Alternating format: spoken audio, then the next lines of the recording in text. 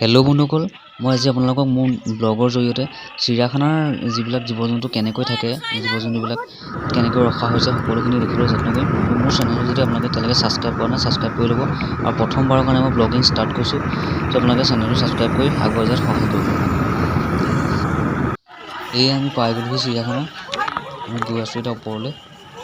গাড়ীলৈও যাই পেলাই আমি গাড়ীলৈ নাই যোৱা। এয়া চাওক, ঘৰৰ ওপৰত বান্দৰ উঠি আছে। একদম পুৰা বান্দৰ মানে চিঞৰ বাখৰ একদম পুৰা। এয়া চাওক, গছৰ ওপৰত উঠি আছে একদম বান্দৰ। আৰু আগলৈ গৈ আছোঁ, আৰু আগত আছে।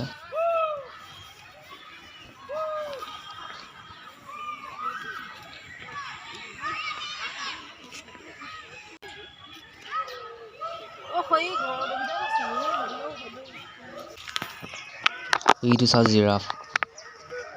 জিৰাফটো চাওক কিমান ওখ। একদম মানে ফেঞ্চিঙৰ ওপৰত মানে মূৰ উলিয়াই আছে, মানে ইমানেই ওখ মানে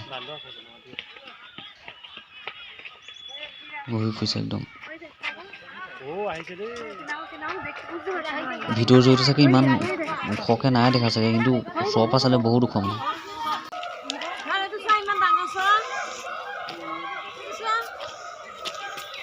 এইবিলাক চৰাই মানে একদম ধুনীয়াকৈ ফেঞ্চিং দি পেলাই মানে বেৰি থৈছে, একদম ধুনীয়াকৈ ভিতৰত সোমাই আছে। এইবিলাক চাওক চৰাই একদম। এইটো চাওক জিৰাফ, ওপৰৰ পৰা দেখুৱাইছোঁ চাওক জিৰাফ ইমান ওখ।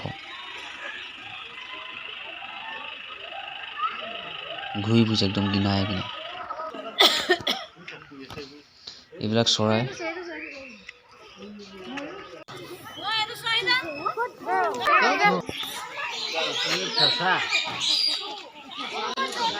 একদম ধুনীয়াকৈ মানে সংৰক্ষণ কৰি ৰাখিছে, একদম পিঞ্জৰাৰ ভিতৰত থৈ দিছে পুৰা।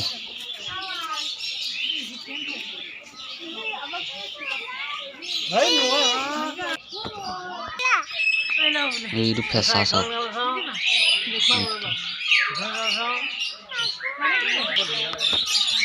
এইবিলাক চৰাই।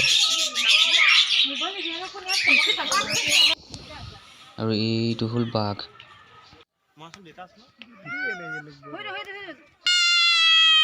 এইটো ভালুক চাওক, ঘূৰি ফুৰিছে কেনেকৈ ধুনীয়াকৈ ৰাউণ্ডকৈ বনাই থোৱা আছে, তাত ঘূৰি ফুৰিছে একদম। দুটা আছে। এইবিলাক চৰাই,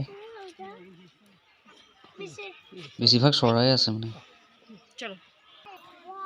এইটো সিংহ বহি আছে একদম, ইমান ধুনীয়াকৈ বহিছে চাওক, জুম কৰি দেখুৱাইছোঁ।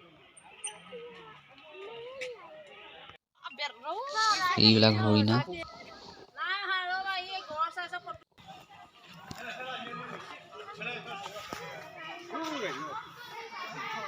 হৰিণাবিলাক ঘূৰি ফুৰিছে একদম। এইটো গড়, এইবিলাক সাপ চাওক।